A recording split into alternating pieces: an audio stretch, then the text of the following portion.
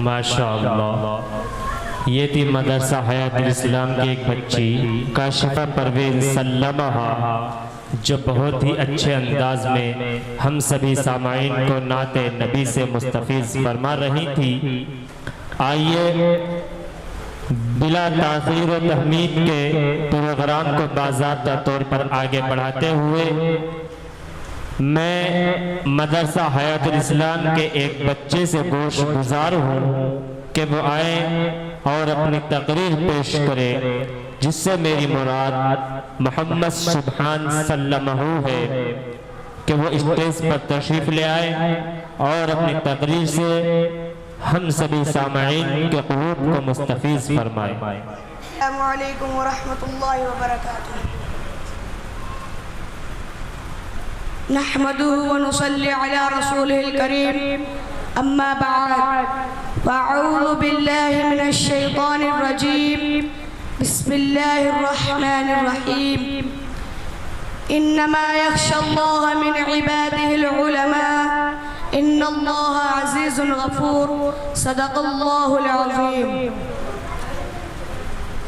عزیزان ملت و نوجوان اسلام، بڑے زور و شوروں کے ساتھ اطراف ملک میں یہ آواز گونج رہی ہے اور یہ صدا لگائی جا رہی ہے کہ آزادی ہند کی لڑائی صرف ہندوؤں نے لڑی ہے، لہٰذا ہندوستان ہندو راشٹر ہے۔ اس لیے آج کبھی RSS اور بجرنگ دل شیو سینا جیسی تنظیمیں مسلمانوں کے خلاف زہر افشانی کرتی نظر آ رہی ہے اور اپنی بے لگام زبان سے مسلمانوں کو غیر ملکی ثابت کرنا چاہتی ہے۔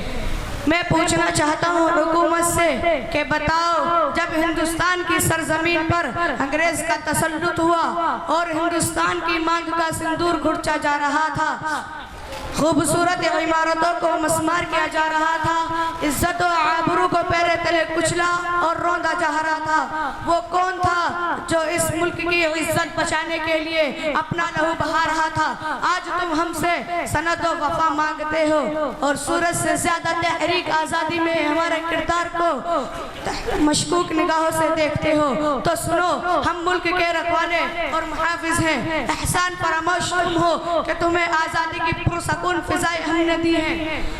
آؤ دیکھو اپنے ماضی کو، جب تم انگریز کے جنگل میں جکڑے ہوئے تھے، سانس لینے کی تم کو مہلت نہ تھی، اس وقت اس ملک کی گود میں پرورش پانے والا کوئی مائی کا لال اتنی خیرات نہ کر سکتا تھا جو انگریز کی حکومت کو للکار سکے اور دنیا کی سپر پاور طاقت کا مقابلہ کرنے کے لیے آواز اٹھا سکے۔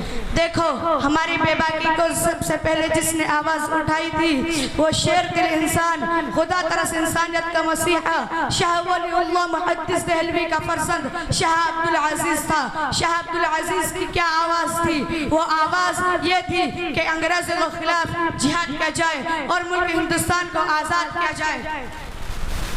شاہ عبدالعزیز کا یہ فتویٰ انگریز کے لیے ایک خطرناک پیغام تھا جس نے انگریز کو بے چین کر دیا تھا۔ اسی آواز کے سہارے علماء ہند اور خاص طور پر علماء دیوبند اپنے سر سے کفن باندھ کر انگریز کی حکومت کو ختم کرنے کے لیے میدان میں نکل پڑے۔ پھر تاریخ نے دیکھا کہ انگریز مسلمانوں کو، علماء کو توپ کے منہ پر باندھ کر گولہ داغ دیا جاتا۔ رب کی قسم، علماء کے گوشت کے لوتھڑے اڑ گئے اور فضائے آسمانی خون سے رنگین ہو گئی، اور یہ بھی ہوا کہ علماء کو سوروں کی کھالوں میں بند کر کے چلتے ہوئے تنوروں میں ڈالا گیا۔ لمحات تاریخ نے یہ بھی دیکھا کہ علماء کو ہاتھوں پر کھڑا کر کے درختوں سے باندھ کر ہاتھوں کو چلا دیا گیا اور علماء کو تانبوں سے داغا گیا، اور یہ بھی ہوا کہ علماء کو بوریوں میں بند کر کے دریا میں ڈال دیا جاتا اور اوپر سے گولیوں کا نشانہ بنایا جاتا،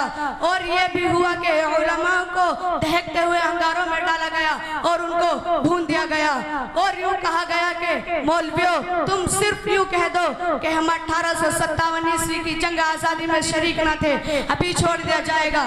لیکن رب کی قسم سارے علماء آگ میں پک گئے، لیکن ایک نے بھی انگریز کے سامنے گردن نہیں جھکائی۔ عزیزان ملت، اتنی شدید قربانیوں کے بعد یہ ہندوستان آزاد ہوا۔ اگر یوں کہو کہ علماء کے خون سے سرزمین ہند کو دھویا گیا تو مبالغہ نہیں ہوگا۔